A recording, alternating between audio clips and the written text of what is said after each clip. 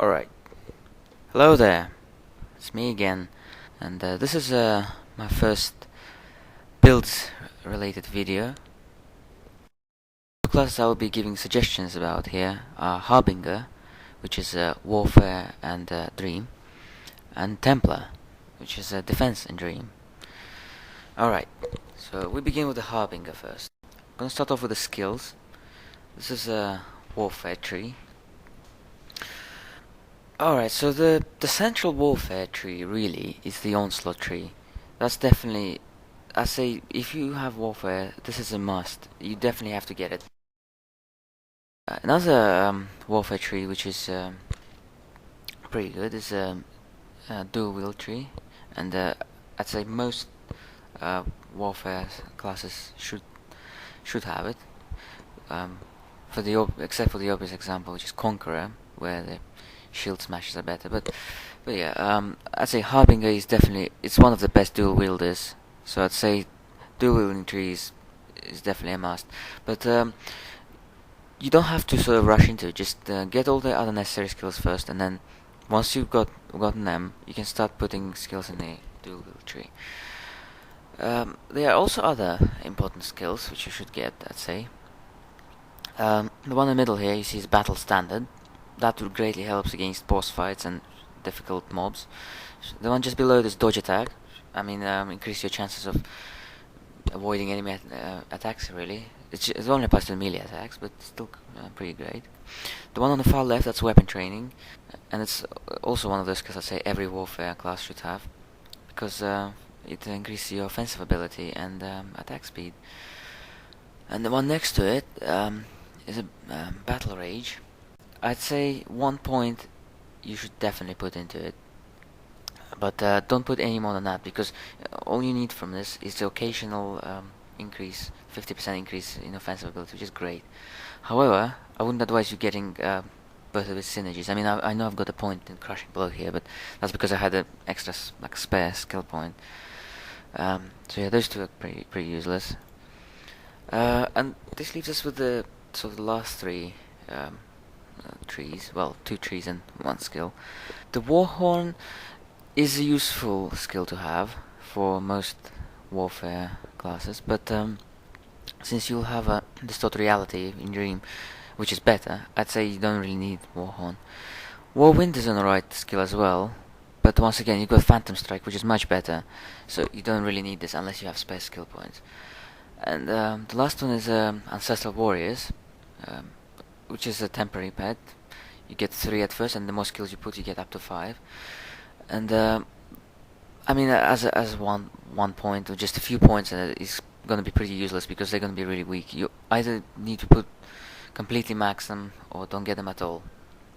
Alright, so that was the warfare. Hope that was clear. Now the dream part of the Harbinger build.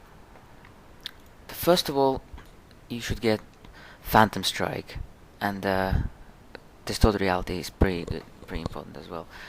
Phantom Strike is gonna be a big killer skill for you, so you should definitely get it. It's a great crowd controller, and it's extremely powerful. And Distorted Reality, once again, 1 point in the actual skill, and then max the synergy. Right, so those 2 are definitely a must get for Harbinger. Lucid Dream Tree you should definitely get as well. Although you don't have to sort of rush into it. I mean, it makes you really strong and all, but get all the other sort of important skills first and max this sort of towards the late game. These are some other good skills. I mean, they're not really compulsory, but if you've got spare skill points, I say why not. I mean, Distortion Wave is a pretty good skill early game, and later on you can always leave just at least 1 point in it, just to slow enemies down. Especially those McKay archers which try to retreat from you every time. Then Sands of Sleep, that's not bad as well. It sort of disables enemies, puts them to sleep. And you get a Nightmare. You can get Nightmare as well.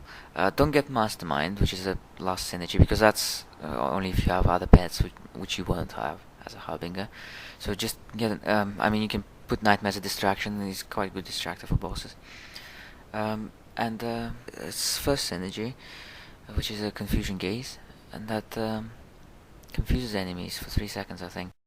And of course the trances, you get 3 trances: empathy, which I label as E here, convalescence, which I label as C, and wrath, which I label as W. I'd say it depends really on your playstyle, which one of these you want. I mean, Trance or Wrath, the top one, that's pretty good for decreasing enemy resistances and pretty much killing fast. If you want to kill fast, that's what you get.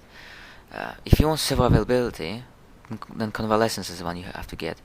And if you want sort of something geared towards reflection builds, or also stuff like if you've got loads of pets, Empathy is pretty good as well, because each of your pets will have damage reflection, and so when enemies sort of create area attacks hitting all of your pets, every single one of them will reflect damage. But yeah, I think probably the best one for Harbinger will be Convalescence, because it will help you sort of survive better.